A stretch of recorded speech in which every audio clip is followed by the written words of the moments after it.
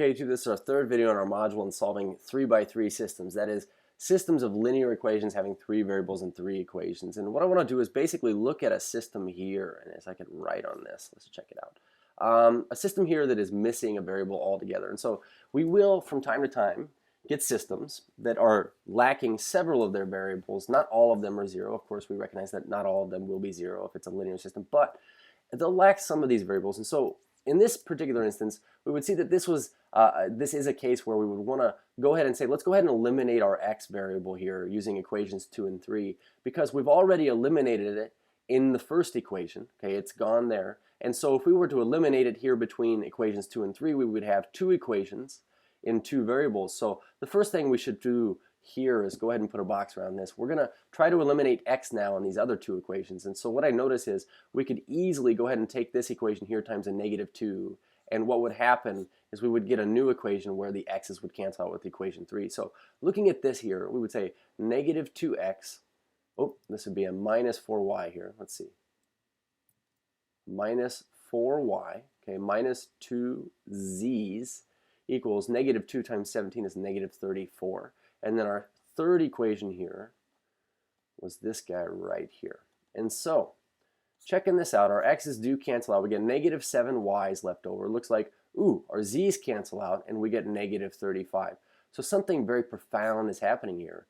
From time to time, you'll get it knocked down pretty immediately with, say, just doing this process. And so what we could say is that, well, we could basically say that y is 5 here. And knowing that y is 5, let's go ahead and admit one thing here. It means that we're going to get a solution. And so within our solution, we know our y value now is 5.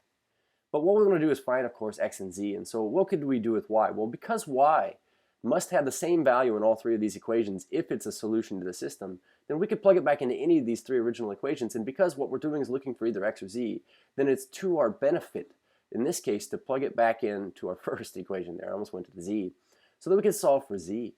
And so now with this 2y minus z equals a 7, let's take a look at this. If we were to plug in now for y, what we know it equals, which is this value of 5, then what we would get is this. We would get 10 minus z equals 7, or we could subtract 10 from both of these here, and we would end up with -z equaling a -3, which would imply, sorry, I got ahead of myself there, z is a +3. And so now that we know y and z, we'll just take our pick here, but we're solving for x, so we might as well plug it back into this second equation. We would say that x plus 2 times y plus our z is equal to 17. And as we plug in 5 for y, 3 for z, we get this statement x plus 10 plus 3.